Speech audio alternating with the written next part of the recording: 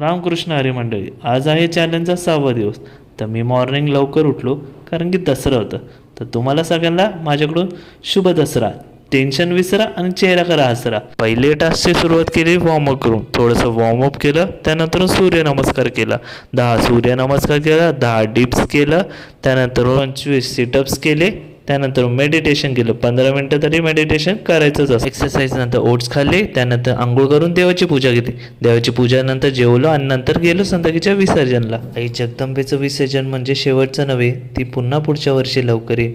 मूर्ती जाते पण आईची माया, शक्ती आणि आशीर्वाद हा कायम आपल्या पाठीशी असतो. फ्रूट्स खाऊन मी गेलो थोडं बाहेर देवी बघायला. आल्यावर मी जेवलो, सार भात खाल्ला, त्यानंतर मी बसलो, थोडं वॉकिंग केलं.